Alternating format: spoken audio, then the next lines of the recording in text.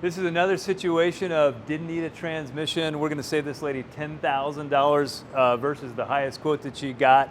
I'm Dave Riccio, owner and operator of Tri-City Transmission here in Tempe, and your host of the Bumper to Bumper podcast. And what this is, we've got a 2015 Subaru Forester, and quite a common repair that we see. This lady went to another shop. She got a quote for $12,000 to replace her transmission. Didn't sit right with her. She called another shop. They said $8,000. She did some looking around. She found us. She brought it to us. And what her symptom was is all the lights came on the dashboard. She said like a Christmas tree, and the transmission went into a fail-safe mode. So it didn't drive real well, but it'd get you off the side of the road. And so she got it towed into us. John ran it through his diagnostic process. He saw a fault code for a pressure control solenoid C, which is a solenoid in the transmission that's dedicated to controlling the transfer case or the all-wheel drive section of the transmission. So what he did is he went ahead, he doesn't just operate off a code, but you actually got to test, because you could have a computer problem, a wiring problem, or a solenoid problem. He went ahead and ohmed out the solenoid from the computer through the wiring into the transmission and ohmed open. So we knew it wasn't a computer problem, but a solenoid problem. So anyway, we went ahead and called her, let her know, good news, didn't need a transmission. We've done this repair dozens of times, and they always kind of follow the same path. They start out with a big quote, they get over here. It's a matter of just replacing the valve body. We can't just address the solenoid by itself. Subaru does not service it by itself. They make you buy the whole valve body, which is frustrating to me because it adds expense, but it's a whole lot better than replacing the transmission. So I'm going to turn this over to Santiago. So if you got a Subaru, you're going to want to watch this video. You can see somewhat of the process of what it takes to change a valve body on a transmission. This particular transmission, the valve body is on top. Some Subarus are on the bottom, some are on the top. This one is on the top. So I'll hand it over to Santiago. You can see what he does. How's it going? My name is Santiago, one of the technicians here at Tri-City Transmission. Today we're working on a Subaru Forester. We've got a TR580 CVT transmission. We're changing out the valve body due to a failed solenoid. They're not serviceable, so this is the way we go about them. So to start, I'm pulling off this intake here. There are a few things over here we got to get out of the way so we can get access to the valve body.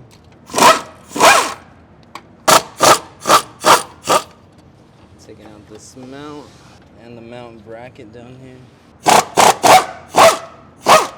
Now there's a cover on top of the transmission that we have to take off, and then there's the cover, and then directly under that is where the valve body's at. I always like to throw a glove over this, just so I know I'm not dropping anything big in there. So now that we have gotten to this point, we got the cover accessible. I'm gonna blow it off with some air. Just gotta cover all the vacuum lines and stuff, or make sure they're out of the way. Then I'm gonna lay over a piece of plastic that's inside of the box and start pulling the valve body. So when you buy a valve body, it comes in this box. Inside of it is the piece of plastic I need to make sure we don't get any other contaminants inside of there. This is the valve body itself. Comes in a nice little plastic tray.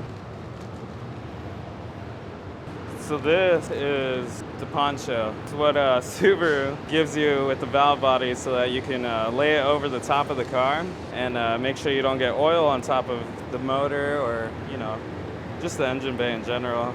If it's rainy out, you can wear it. I think they intended for this hole cover the cover for the valve body.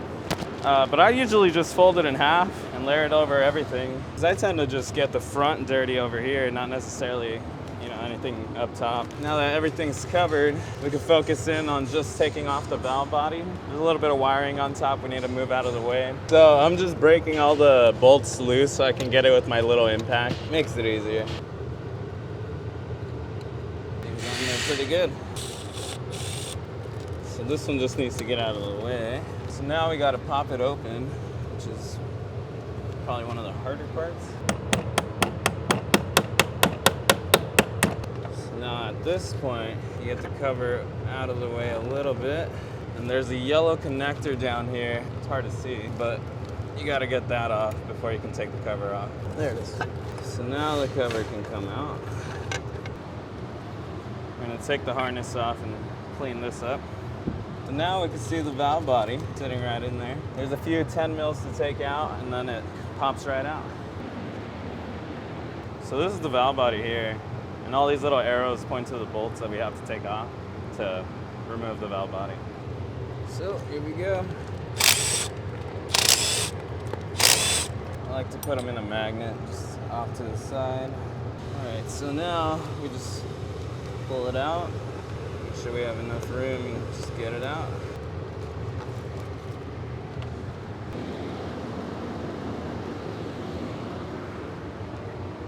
So these are the solenoids right here inside of this valve body. One of them went bad, so that's the whole reason we're replacing this. Apparently they're not available separately. The main thing you want to pay attention to when replacing this is the two O-rings that will seal these two surfaces here. They're in the body of the transmission. If you look really closely, you can still see them. One's right there, and one's up here. Just gonna use a hook. Just get them out of there. Got our new ones right here. They're the exact same part number, so it doesn't matter where they go. Now let's make sure we have a clean surface. And I'm just putting a little bit of trans gel on it. That just helps hold it in place. And now we can clean this surface area up. Old gasket. There's two little spots in this area right here and then over here where the case meets. And we have to put a little dab of silicone on there so that it seals right.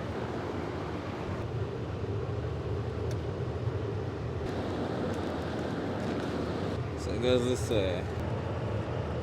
Now I'm gonna go get the cover. Cleaning off the old silicone.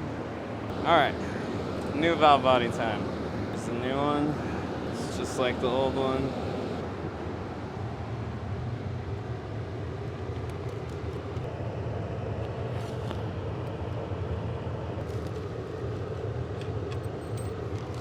Alright, so now we just get them started. Make sure they all line up in the right spot. So the two silver ones are the alignment ones. So I'm just gonna gently run them down. I'm not gonna actually tighten it though. And then I'll do the same for the other ones. Alright, now we just tighten it to torque, and then we should be good to put the cover on. Now we're ready for the cover. Cover has that harness that goes through it right here.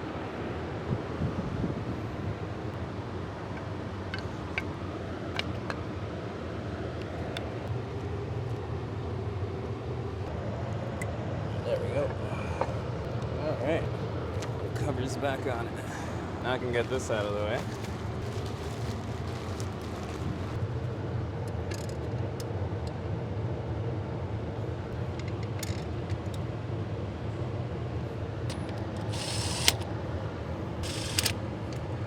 Just like the valve body, I don't like to run these very tight with an impact, but I'll finish them up by hand. Looking everything over at this point.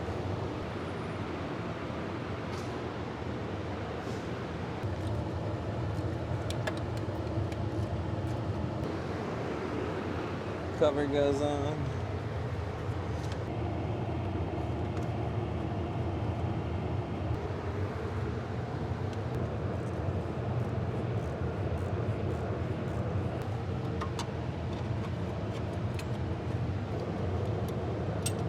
So I need to, finish putting everything back together. Then I'm just gonna pick it up in the air and service it. So drain out the fluid, clean the pan, make sure there's no debris, reseal it, and then fill it back up.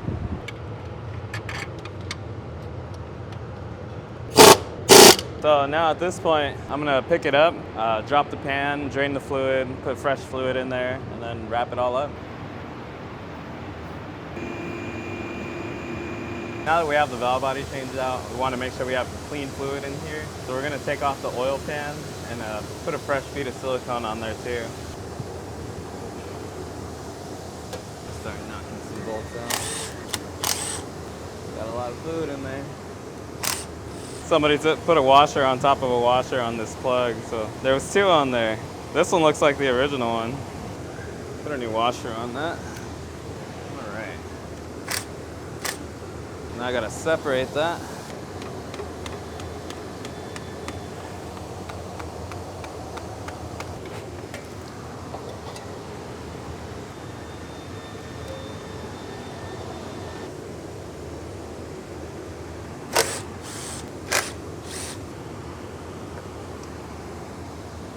New filters going in.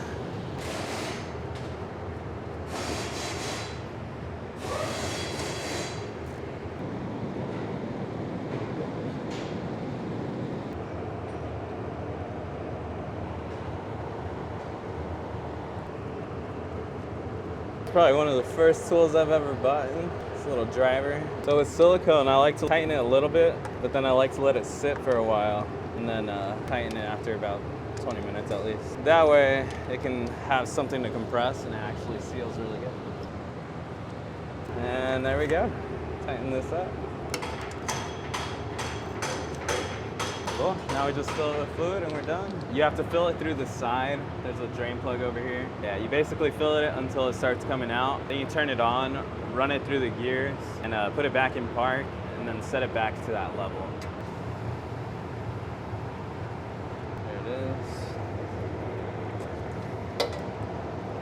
All right, I'm gonna get the ladder and turn the car on.